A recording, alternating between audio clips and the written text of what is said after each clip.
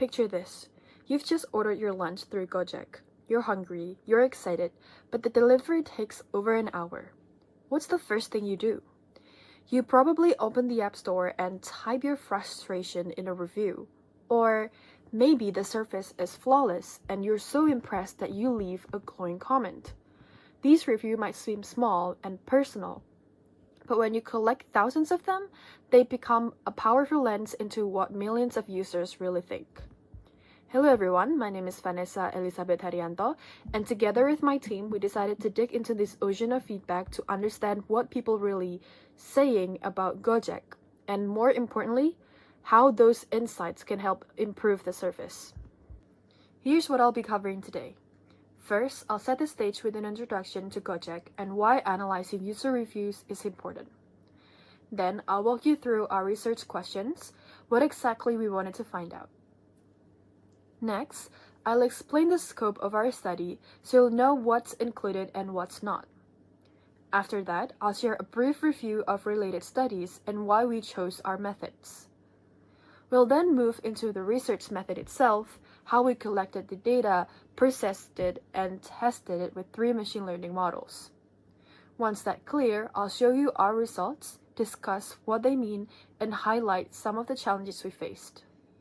Finally, I'll end with the insight we gained and our conclusion along with recommendations for future work. Gojek is more than just a ride-hailing app. It's a so-called super app providing transport, food delivery, logistics, and even digital payments through GoPay. With such a broad service range, user satisfaction is very critical. The Google Play Store is flooded with reviews, some positive, some negative, and some in between. But reading them one by one isn't practical.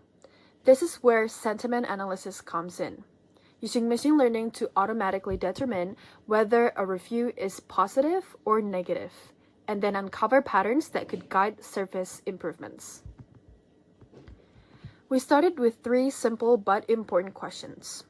The first one is which machine learning classifiers, SVM, naive Bayes, or random forest would give the highest accuracy in classifying sentiments. The second one is what emotional tones or common words appear most frequently in user feedback. And finally, how can these insights actually help Gojek improve its services? To keep the analysis clear and focused, we limited our dataset to review with ratings 4 to 5 stars, which means positive, and 1 to 2 stars, or negative. Neutral reviews with 3 stars were excluded because they tend to be more mixed and harder to classify without deeper context. We work only with reviews written in Indonesian from the Google Play Store. From previous studies, we know that sentiment analysis is a process of extracting the polarity, which means positive or negative, from user opinions. And then support vector machines, or SVM, are excellent for high-dimensional data like text. Naive Bayes offers a simple and fast probabilistic approach, and random forest uses ensemble learning from multiple decision trees for better accuracy. Interestingly, past research often finds that SVM outperforms the others in text classification tasks. We collected a dataset of 19,275 reviews from the Gojek app page, and these went through several steps. Starting from pre-processing, which means removing noise, normalizing words, and handling informal Indonesian text, and then feature extraction, turning words into numerical from using term frequency inverse document frequency, or TF-IDF, model training, applying SVM, naive Bayes, and random forest to classify the sentiments, and evaluation, measuring accuracy to see which model performed best.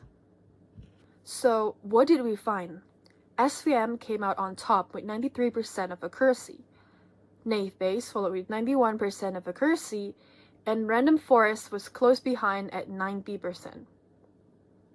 When we look at word patterns, positive reviews often use words like membantu or helpful, sangat or very, mantap, awesome, and also bagus, good. And for negative reviews, frequently mentioned are tidak or not, driver, lama or long delayed, ga, which means not, aplikasi, app, and GoPay. This shows that the most negative feedback is tied to driver performance, app performance, and GoPay issues. Of course, the process wasn't without difficulties. The dataset was large and full of noisy, informal language. And by excluding neutral reviews, we may have missed out on more nuanced feedback. There was a risk of overfitting, which we addressed using cross-validation. And while SVM gave the highest accuracy, it's also the least interpretable model, which means that it's harder to explain why it makes certain predictions. Our analysis revealed a few key takeaways. Negative reviews often point directly to operational problems, which could be addressed quickly. And then SVM is the most accurate method for this dataset, but it's more computationally demanding.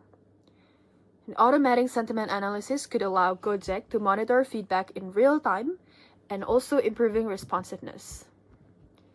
In the future, including neutral reviews could give it a more complete picture, and analyzing sentiment by specific services like GoFood or GoRide could lead to more targeted improvements. In short, this research used sentiment analysis to uncover how Gojek users truly feel about the app.